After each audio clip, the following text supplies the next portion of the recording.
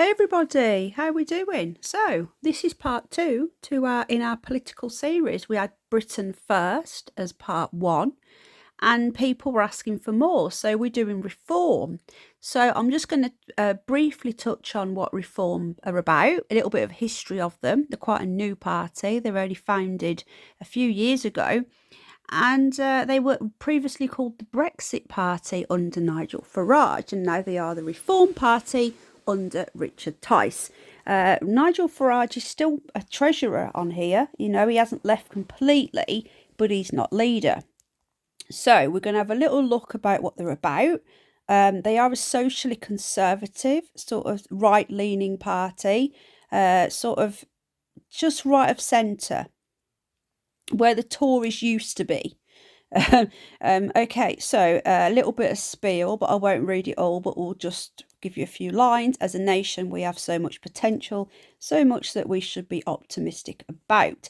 We can make Britain great again. To do this, reform is essential in the way our country is run and managed, so it works properly for the people. In many areas, just the application of basic common sense would be a good start. I totally agree with that. Common sense has gone out the window in politics and in everything now, in all of our daily lives, from education to policing. Everything's just gone insane and there's no common sense anymore. So it talks about the nation faces many challenges and we need to do Brexit properly. I agree. So I'm just going to touch upon a few of their points here. It says, let's have a proper immigration policy. As I say, they are a right-wing party that works for our country and protects our borders. Together, let's make things great again. Well, great things happen, sorry. And it says, number one is reform our economy. To succeed, faster growth is vital. I think they are more of a Trustonomics, Liz Truss, sort of like right-wing Tory. Apparently, the day that Liz Truss resigned, well, she was kind of pushed, there was a huge uptake in people joining reform because people just feel completely politically homeless and they don't resonate with Rishi Sunak, who is a banker at the end of the day. He's a mathematician. He's a Goldman Sachs banker. He's unelected. So people, you know, your average British person, it was more, even though Liz Truss didn't really put it out there very well, she wasn't great at speaking or getting her points across. Her actual policies, had they been done correctly, were actually quite good. So they had a huge upturn in people joining after she quit. So their number one is reforming the economy, and many of this is the same as Liz Truss. Our bold economic vision frees up over 6 million people from paying income tax, and frees up over 1.2 million small businesses from paying corporation tax. So they basically want to cut taxes. Which is a conservative, socially conservative policy, is to cut taxes. Okay, number two is reform public sector. We must be ambitious. With health, we should demand zero waiting lists and have a bold plan to achieve this vision. Our police need to focus on preventing crime and catching criminals. It doesn't tell you how they're going to do it, but there's a section on the website that you can download PDFs with much more in depth on how they want to achieve these. So this is just a quick overview. I agree with that as well about the police need to concentrate on crime and not worrying about hurty words. Our schools must educate our children properly and prepare them for a competitive challenges world, and our border force must protect our borders. I totally agree. Reform our energy. They talk about net zero is just making us poorer. I agree totally. It says that while creating more emissions overall as it outsources them overseas, which is very true. Our coal, because we're not allowed to coal ourselves, they have just opened a coal mine in Cumbria, this government have, but up till then, for the last 20 odd years, we've not been able to mine our own coal, even though we have some of the best coal in the world that can make steel, for example. So, yeah, we're outsourcing it. It's balmy, it's bonkers. We're digging up cobalt, we're raping the earth of its minerals for these car batteries that are blowing up and only last 10 years. So I'm with him. I'm with Richard Tice and the Reform Party. Net zero is bonkers, and we need to start using our own resources. So it says here, we'll use our own energy treasure under our feet. The science debate on climate change, they say it's settled.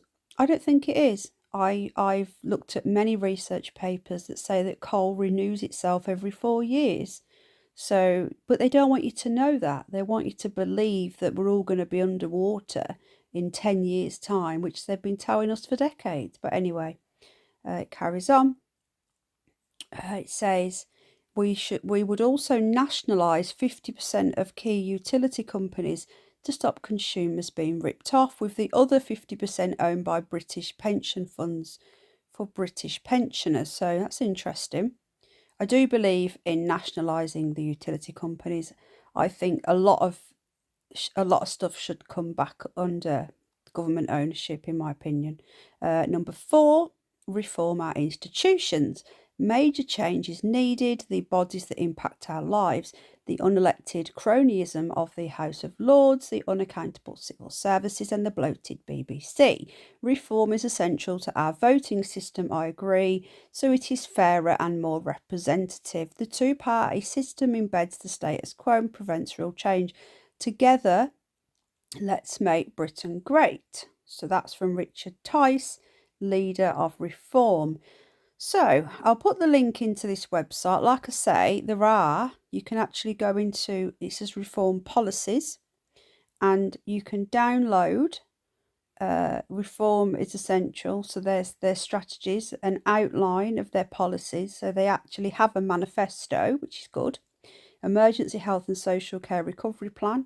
So if you click on any of these links, it will take you to PDFs that you can download, and you can look into it a lot more in depth. Okay, so at least they have a plan and they have a manifesto. You can also contact them there, and you can donate or you can join. Now I've joined recently. It was £25 a year. So if you want to join, again, I'll put the link into the website, so it's on here. So there you go. You can just pay on the website if you want to join.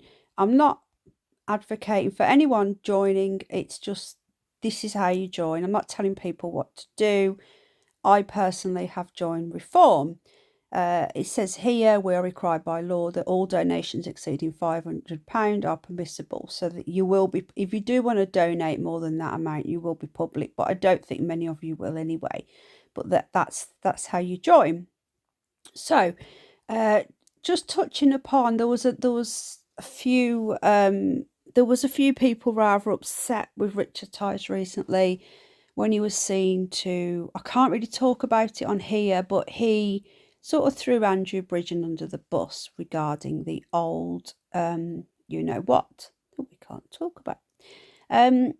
He has actually made a YouTube video about this, so I'm going to link that here as well, and he does have a YouTube channel, so you can watch their content.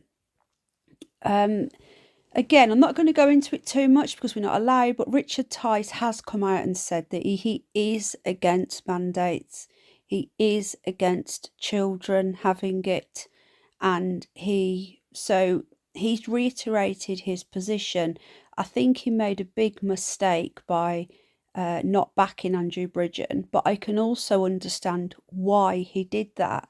And if he would have gone too much towards backing Andrew Bridgen, I know some of you won't know what I'm talking about, but it's an MP who basically came out in Parliament and stuck up for the families and the people who have lost loved ones for reasons we can't talk about. But Richard Tice has reiterated now that he is against children having it and mandates. So that's all I can say about that one. And I can kind of see why he did that, because if he comes out and says that he's totally, against the whole thing, like Andrew Bridgen did, look what happened to him. So, Richard Tice has had to be smart and play the game. If you've got a choice between Rishi Sunak, who you say is a banker, the Fabian poster boy, Keir Starmer, IKEA, as Louise calls him, or Richard Tice, who is a social conservative who wants to be pro-choice and has a lot of common sense policies. I know who I would rather choose. Anyway, what do you think? Would you vote reform? Would you join reform? So that's part 2. And again, you can go and check it out for yourself and look a little bit more in depth. I've just given you a brief overview. Part 3 will be the English Democrats, which I've said I'm going to cover. And the next one, part 4, will be the Heritage Party, who many of you have asked me to look into, and I have. So we'll be looking into that, and then we'll be going to the left and seeing what they've got to offer. I think it's good to get both sides. Anyway, we've got an election coming up, I think May, local elections. So this will be very handy because a lot of these smaller parties will have people standing for them. And again, the only parties I'm covering are official political parties that are registered with the Electoral Commission. So Britain First are registered, Reform are registered, Heritage Party and the English Democrats, and any other political parties that we're covering in this series. So thank you for watching. I hope it's given you a little bit more information about Reform UK, and I'll see you all on the next one. Take care. Bye.